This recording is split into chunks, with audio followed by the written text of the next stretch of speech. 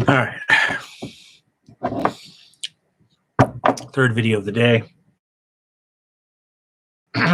Medium-sized box, I guess you say. Oversized graphic novels, magazine-sized, as you saw in the picture. So this should be quick. There's only one pile in this box. But here's something you probably have never seen before. Here is Marvel Comics 93 Direct Distributors Meeting Handbook. Actually, I'll show you that. We'll cover there. Kind of nice line art. Don't know who did the line art. Maybe that is Jim Lee. I don't know. It is. Wow, what would that artwork be worth? Oh, he's mean to hey, look, here's the Vanisher. I don't know if they ever used him in a comic. But basically, what this is, Lou Bank. I guess he's there. Is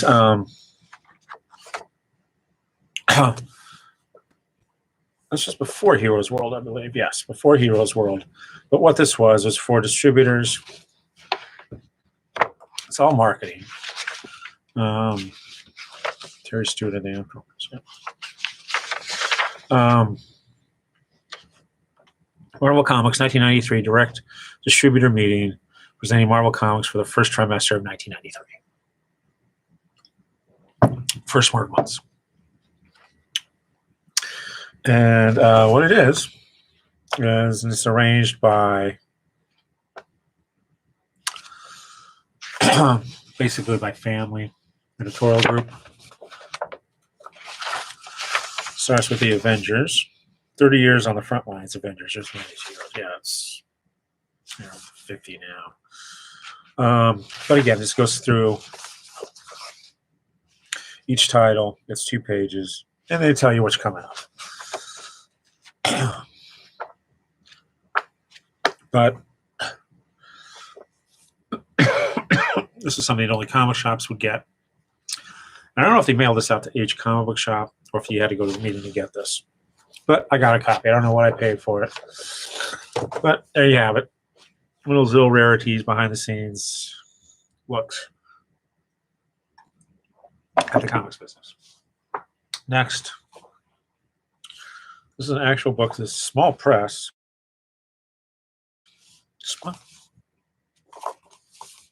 There's that. $17.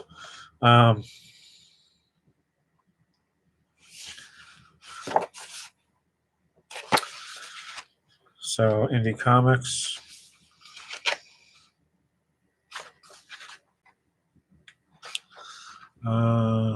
Asthma, 10 short comics by John Hankowitz.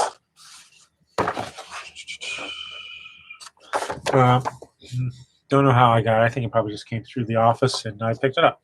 Here we have episode 4 of Art and World. Cool. C Squared and Posse. Inner City Heroes caught in the mix. Premiere issue. Here's a barcode and a UPC. Whatever's going on there, I don't know. There's a website. This was selling for $16.95. Yeah, I don't think they sold a lot of copies. 2008. Minneapolis. There's an example of the artwork. But yeah, these guys, I don't think any idea what they were doing. I mean, you even have that's pretty fancy to have that. That's tipped in.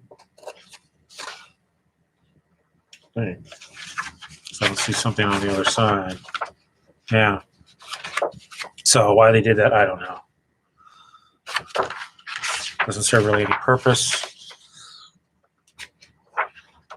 But hey. But they made a comic, so good for them. I grabbed it because, again, it probably doesn't exist anywhere else in the collection. Except here we have Return Quarterly. Paul moves out. Part of that well-known series. Only $20 for this hardcover. Wow. This looks interesting.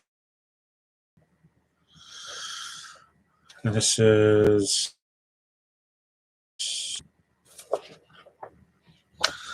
And for those who don't remember Studs Terkel, well, I know him for two reasons. One is he would do these first person and or the Good War, where he just talks to people as a historian. He gets their experience. And not famous people, just everyday people who have an interesting story to tell. And a point of view that you normally don't see in history books. Working, I think, came out before that. Here he's interviewing Average Joe. If you go to YouTube, which I highly recommend, Google, there are videos of Studs Terkel in conversation with Mike Royko. Well worth listening to. And Roger Ebert was also in that group. But, I mean, man, just to have been able to sit in the bar and listen to those guys talk would have been. That's on my time travel bucket list, by the way. Good stuff if you can find it. Mike Royko is also deeply missed. Here we have volume 15 of Creepy. Again, I mentioned these hardcovers earlier. Collection of the black and white stories from the magazines. Good stuff. Here we have Fringe, a cartoon history of the George W. Bush years by Elena Steyer. Fiction Hour. And again, there's been color editorial cartoons. I guess I don't know.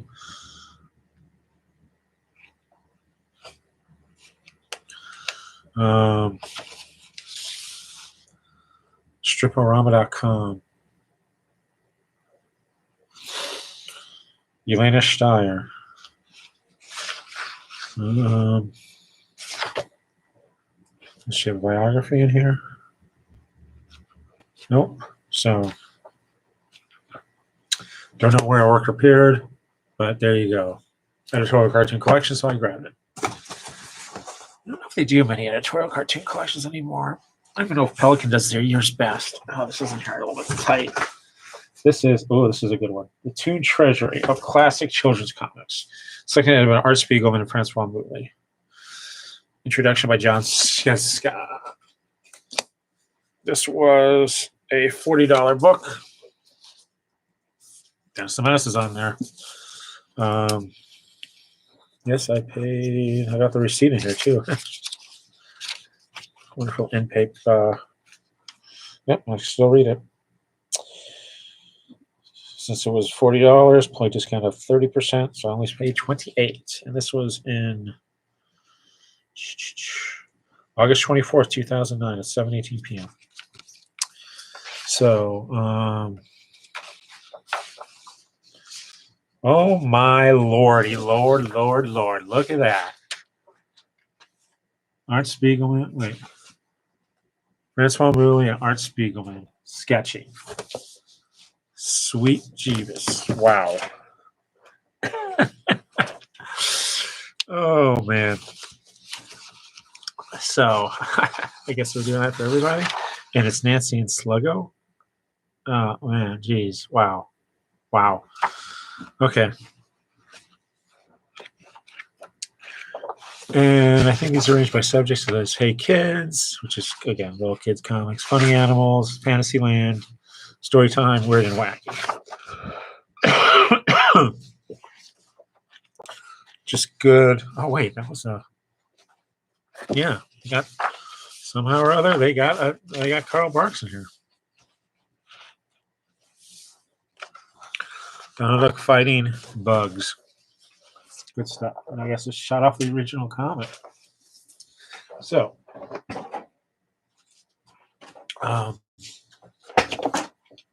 should still be available. Good selection of 50s, 60s. Oh, 40s and 50s. Mostly classic kids. Comics for kids. Geez, that's, yeah. Next we have, I think I know what this is. No, it's Dutch Jacket. Oh, no, not what I thought it was. This is Comics, A History of Comics America. I think that's Les Daniels. Yes. Graphics by Mad Peck Studios. Wow, what happened to Mad Peck? I would have to look that up. And it's got an ISBN in it from 1971. Wow.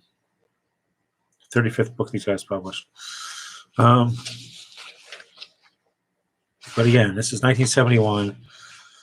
Part of that era of where comics, underground comics, had become popular. You had interest in old Golden Age stuff.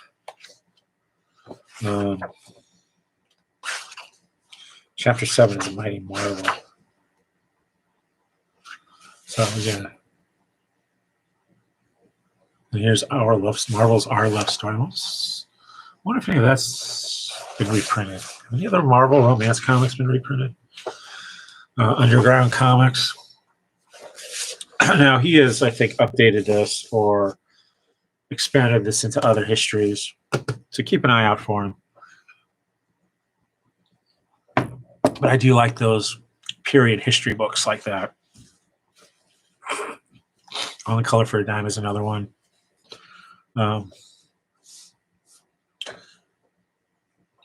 That again, all right, I guess serious histories of comics,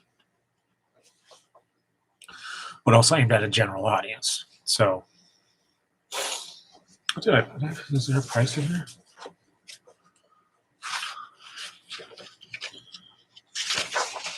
This was originally $7.95 in hardcover. I don't know what I paid for it. Should have a dust jacket. It's missing, but you here I have a magazine. Oh yes. Okay. Bible Illuminated, the book, New Testament. Okay, great idea. Let's make the Bible modern. This looks like a fashion magazine.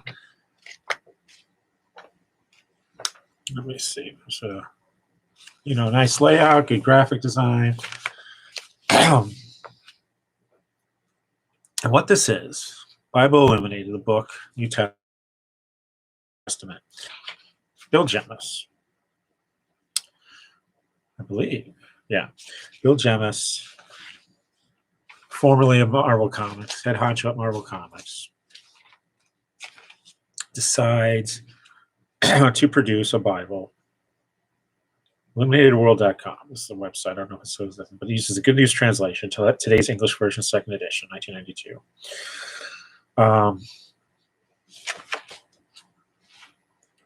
And decides to publish a Bible that is appealing to a new type of reader, which is why you get this sort of fashion magazine book. $35. Here's the ISBN. And that's why I grabbed it, because of Bill Jemas. And it was kind of interesting. I mean, it's the New Testament, so oh yeah, Revelation is in here. There's no chapter headings?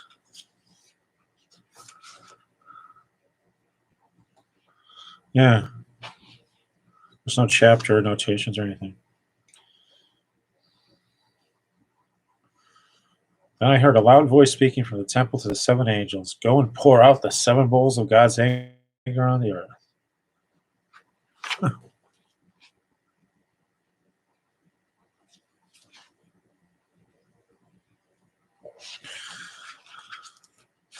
It's a pretty good photo spread for the Book of Revelation. Book of the Revelation.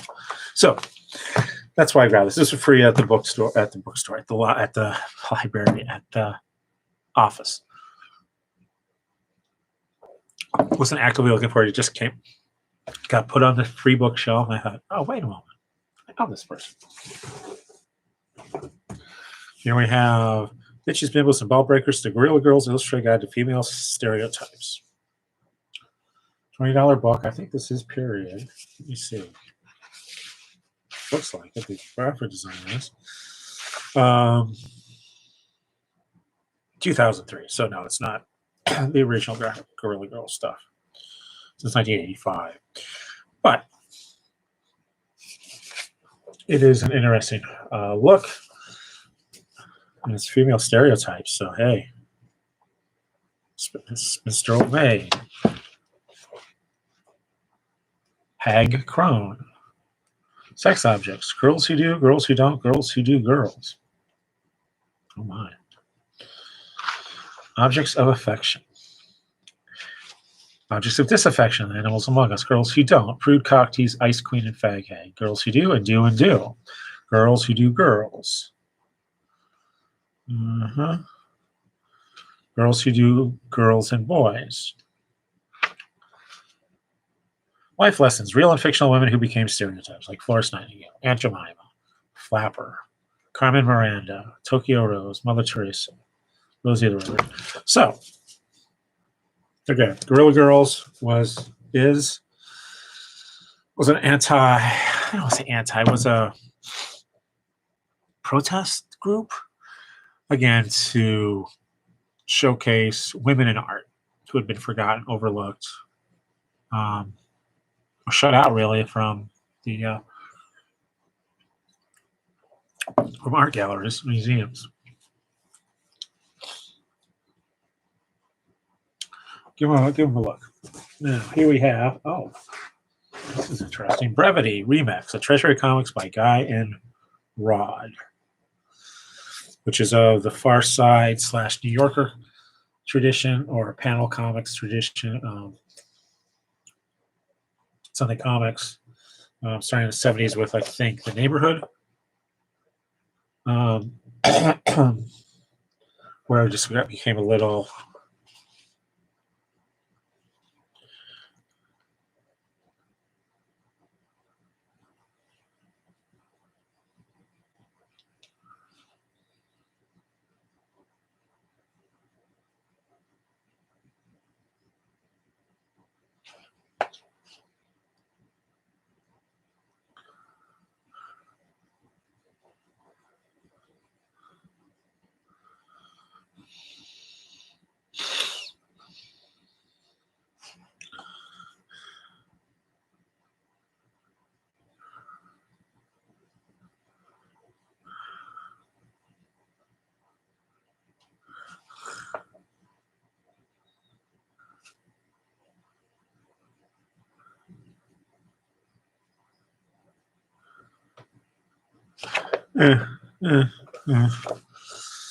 But anyway, cartoon collection.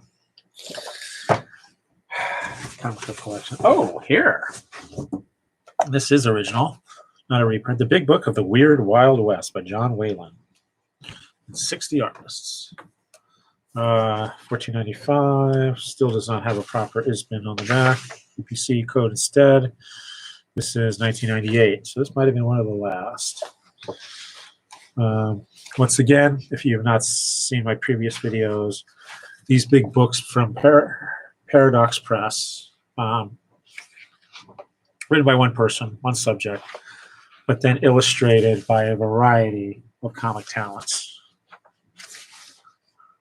Usually 3 to 4 page articles, and the artists are listed in the back. So if you go to a convention, these are good things to carry around because you've got so many different people. You got Sergio Aragoni is in here. Other people I recognize, so you might recognize Hunt Emerson, Bob Fingerman, Rick Gary, Dick Giordano, Paul Guinan, Roger Langridge. Definitely check him out. Gray Morrow. Holy cow. Reese Severin, Neil Vokes, Gerard Wade.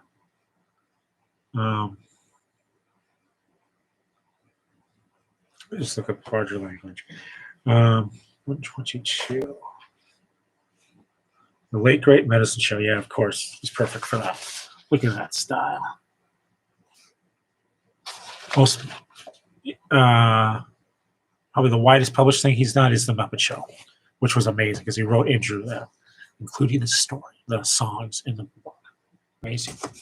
Give him a look. Next, we have a hardcover of Into the Volcano, a graphic novel by Don Wood. This was a $19 hardcover. That's crazy. Even there we go.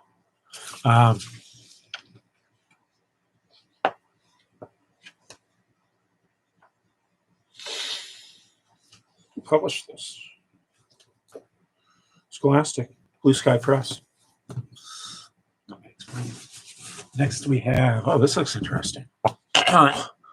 Route Suzanne Banna's Märchen Comics. Jacoby Stewart. And of course, Märchen are fairy tales, German fairy tales.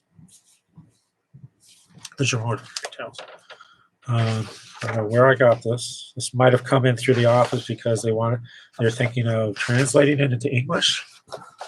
I get a lot of books like that. Well, my foreign editions come out. So there's Rapunzel, Jorinda und Joringel.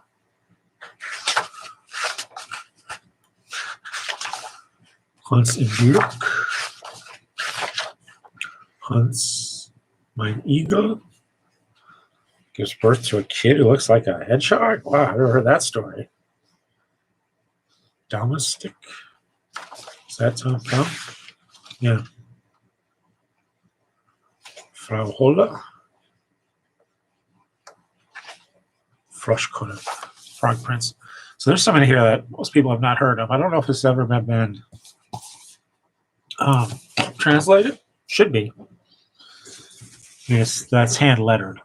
So that's all you would have to do really to change it. Here we have Geronimo Stilton from Italy. Alla scoperta della Mare. Yeah, Geronimo Stilton is, I want to say he's Italian. Continental Comics, at least. These have been repackaged. This is your traditional, 4 tiers, but half and half.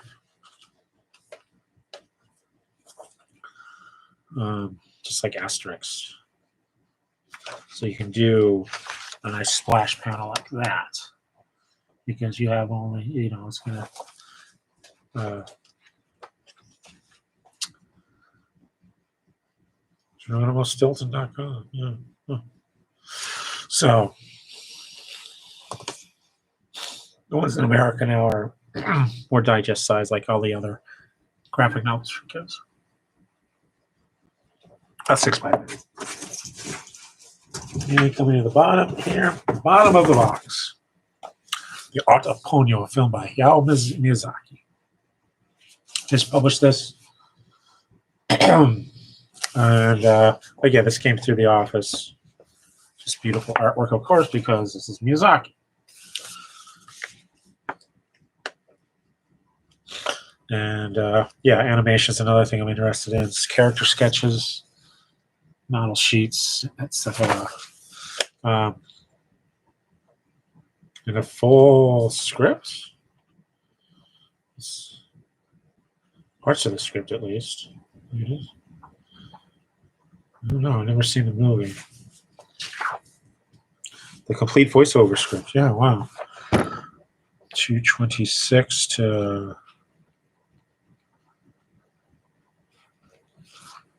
27. 30.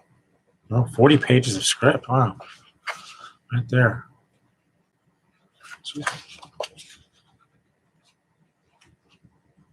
So, yeah. Man. Nothing underneath, just a blank cover, white cover. So, that's it for that. 25 minutes in. There's the box. A whole bunch of stuff got shipped in this. Samples. They call samples. The Free Spirit Publishing in Minneapolis. 12 pounds was the original weight on this. I say this might be a 20-pounder. So, there's another video done. I'm going to go inventory that, toss it on the pile, and maybe keep going. That's probably enough for tonight. It's now 8:15 local time. Hope you're staying warm and having fun. It's Friday. I got to work tomorrow. It's fine. I had a day off. So I hope you guys have a good weekend. Hope the weather's good wherever you are. I hope you're doing okay. Comment, share, whatever you want to do with this, the typical YouTube stuff. And I hope you'll see me soon. Until then, bye for now.